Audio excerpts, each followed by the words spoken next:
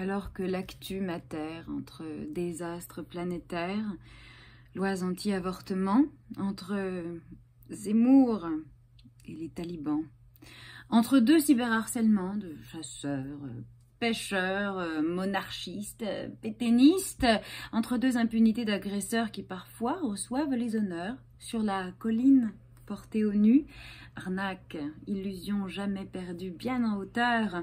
Au cœur de cette super actu, je dis que les actes des mascus, ces actes qui nous tuent, ne seraient pas si massivement commis et répandus si quelque chose ne rendait désirants légitimes leurs délits et leurs crimes. On l'appelle culture du viol, celle qui passe notre dignité de femme au vitriol, et c'est encore à tort, car nulle culture, dans ce culte de nos tortures, mais une propagande patriarcale organisée par et pour les mâles politiques systémiques. En écho au MeToo inceste, les films d'aujourd'hui ne sont pas en reste. Jeune comédienne de 17 ans, arrivant au cours Florent, on m'avait prévenu que l'existence ne court pas à la même cadence selon la forme de nos organes génitaux. Nous, les filles, devions percer, au plus tôt, être prêtes à tout, ou plutôt, être prêtes à tous.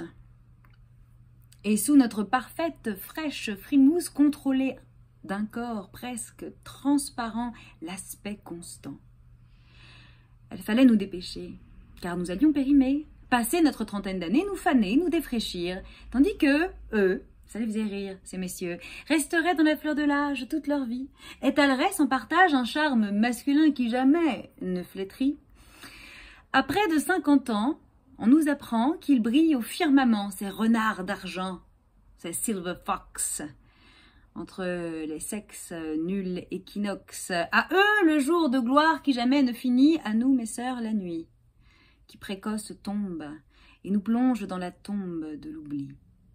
Est-ce pour cela que Romain Duris n'a pas trouvé grotesque qu'une actrice de la moitié de son âge ne se farcisse avec lui des scènes d'amour factices? Devrait-on à ce point exagérer la jeunesse d'Adrienne Bourgès?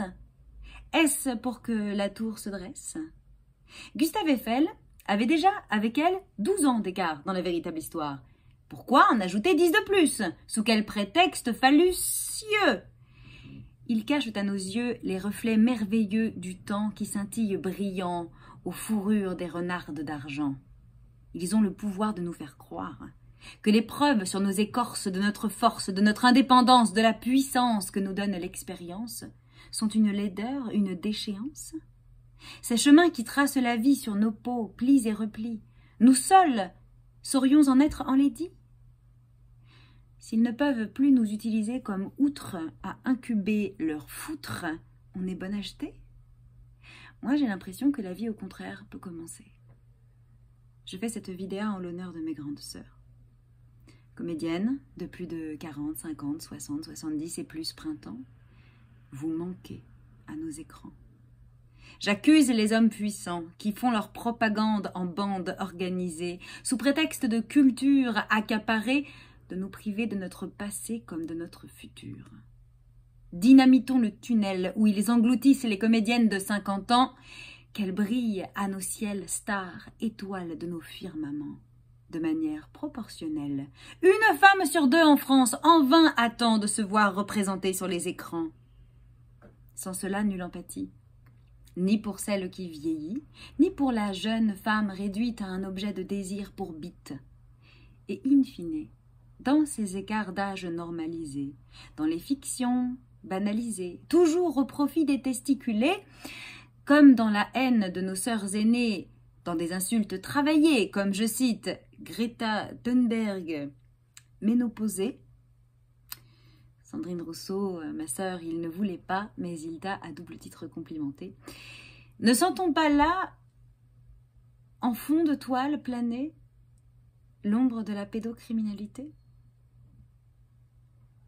Je souhaite à Emma Mackey de jouer de grands rôles toute sa longue vie, qu'il ne puisse pas l'effacer dans quelques années. Hâte de devenir sereine, une vieille comédienne.